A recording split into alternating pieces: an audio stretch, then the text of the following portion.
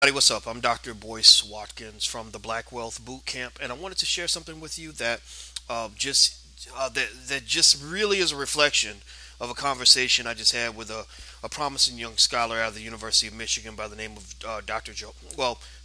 Johari Shuck. She's not Dr. Shuck yet. I don't want to jinx it, but she's getting her PhD, and a brilliant, brilliant young woman. She does a lot of work in the area of sports, and I was talking to Johari about something that happened to me when I was 19 years old that really shaped me that I think is very interesting and it's a very telling reflection of who I am right now as a man, as well as how our society works and how we might want to respond to things. And what I was telling Johari was, I said, when I was 19 years old, I remember I was at college, and at that time, I still thought that, like a lot of students, that if you're in college, your parents are supposed to pay for some of your bills, if not all of your bills, right? I thought they owed you something, and so I ran out of money. I didn't have any money, and it was summer school, and I called my mother, and I said, "Can you send me some money?" And she said, "No." And I said, "Okay." I said, "But Mama, I don't have any food to eat." And she said, "So you don't have any food to eat? What are you going to do about that?" And I remember just kind of being taken aback that my mother was not going to take care of me, that she wasn't going to send me money and make sure at least her baby could eat. And because I was down to my last pack of ramen noodles. And so what was interesting was I remember in that situation I didn't like it. It was very uncomfortable for me, but I went out and I got a job. And here are some things that happened that I learned that led me to learn from this experience in terms of how we deal with oppression and how oppression is linked to various forms of dependency. Right? It's very difficult for somebody to oppress you if you don't already depend on that person to get something that you need. Right? So a lot of us are in that struggle with white folks where we'll go to the white man and we'll say, "Hey, can you do this for us?"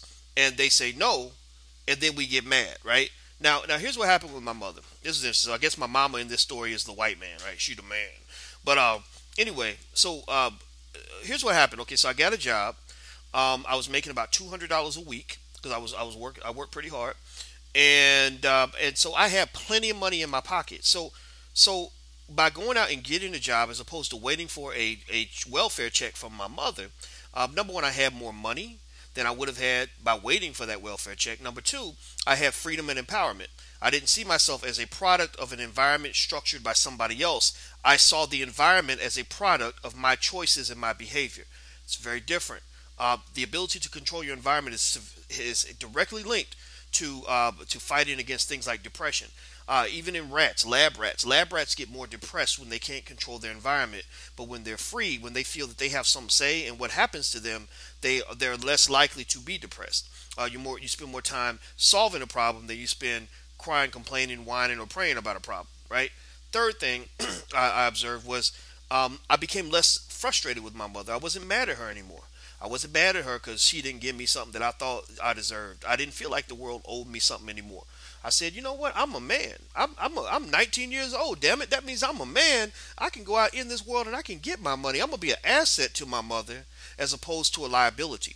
And so a lot of things came out of that were really beneficial. I remember just being free to do. I was like, well, I can do what I want to because nobody's paying my bills. When somebody's paying your bills, they can always tell you what to do because they can tell you that if you don't do what I say, I will not feed your children anymore. Because feeding your children is supposed to be your job, but since you made it my job, then guess what? With that responsibility is going to come some power, and I'm going to exert my power by telling you to sit your black butt right now. So what I want to say to you is this. I want to say that when we talk about dealing with oppression in America, dealing with racism in America, here's what I found. And I don't know how controversial this observation is going to be or not, but I'm going to just be honest with you and tell you that the less dependent I was upon white folks to take care of me or white organizations and institutions, the less angry I was about their behavior. The less concerned I was about what they were doing. The time I spent sitting around with my friends saying, "Man, let me tell you what they did to me today, man, at work. Let me tell you, man, they won't never let us have nothing." And now I'm not dogging out those who see racism and know that it's real. We know racism's real. We know that white America certainly has its flaws. They certainly have things that they should be accountable for, things they may not answer to, things that we should always bring up Right? Never forget slavery, never forget Jim Crow, never forget mass incarceration. You've seen me go off about those topics, and I will always go off. And in fact, my freedom to go off is partly driven by the fact that I don't have to go to those same people and ask them to feed my kids. That makes a huge difference. Believe me, if I was a corporate Negro, if I was up on CBS or ABC, with some kind of job, my words would have to evolve because I would be an invited guest in someone else's home. You understand? So one of the things that's interesting about us as black people is that we tend to see these institutions around us as the environment that just kind of always existed. It's like a little kid that says, I want some candy. Well, where's the store? You don't think about where the store came from. You don't think about the fact that somebody actually, decided to build that store. You just think, well, there's the store. I need education. There's the school. I need groceries. Oh, there's the grocery store. I'm hungry. There's the restaurant. Right? You just see these institutions and you just see them exist. And what's unfortunate, the big myth that we've been fed as black people is that somehow we believe we can be invited guests into somebody else's home and be treated as if we are a relative. We believe that we can go into these institutions created by whites, run by whites, controlled by whites, and really be treated fairly. And what happens is we end up like hamsters on a wheel trying to solve the unsolvable equation that says that if we do certain things, if we behave a certain way, if we work hard enough, if we follow the norms well enough, that we'll achieve some type of equality. And I just don't see that being the case. And the reason this topic came up is because we were talking about her school, which is University of Michigan, and my former university, Syracuse, and the racism. The racism exists in both of those schools. If you go to each of those schools, among many others, you'll see basketball and football teams filled with black people because they need black people to play basketball and football because that's how they make their money. But then you won't see nearly as many black students, African American students. You won't see hardly any African American faculty. Right?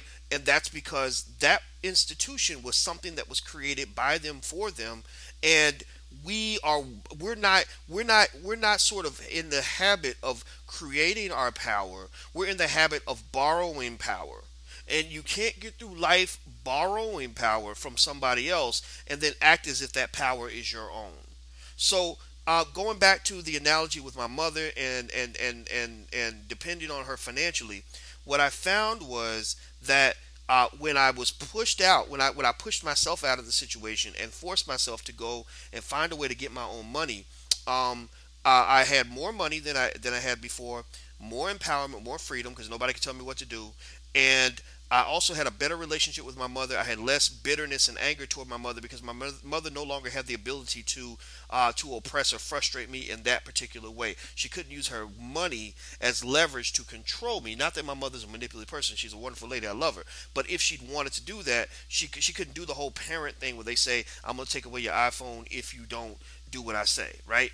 And same thing happened years later when I got away from the corporate plantation.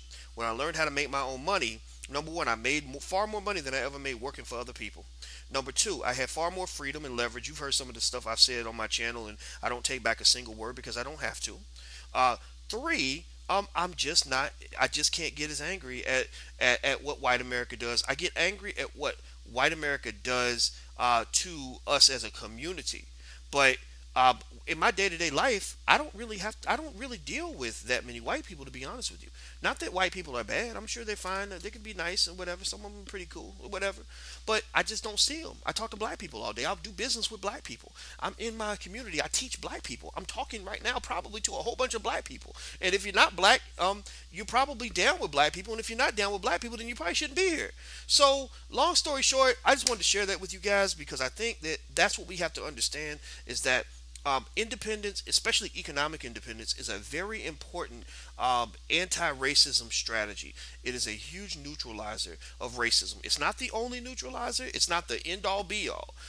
We know how incarceration works and all that stuff. So I'm not going to stop talking about racism. But if you want to talk about dealing with your life, your situation right now, learn little things like how to have your own business. Learn little things like how to find your own multiple streams of income, so that even if you are going to work every day at a corporation, you have other options, so you're not as fearful of what's going to happen if they take that away from you.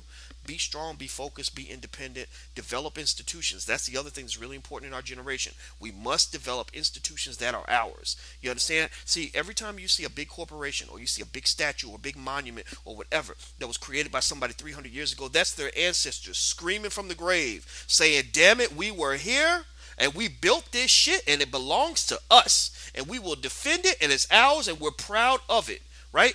What will we have in 200 years? Well, we can scream from the rooftops in the year 2305 and say to our not our predecessors, but our successors, the people that come after us. That's what I'm trying to say. What can we do now? What can we plant now so that we can scream in the year 2305 and say, we were here, we built this. This thing is worth $100 billion now, but we started this back in 2015. That's the question we must ask ourselves. You do not spend your life borrowing somebody else's power. You spend your life developing your own power, planting your seeds. Very, very important. That's all I wanted to share with you. I got to get back to work. You have a wonderful day. I'm Dr. Boyce Watkins from the Black Wealth Boot Camp. Please take care. God bless. I'm gone. Peace.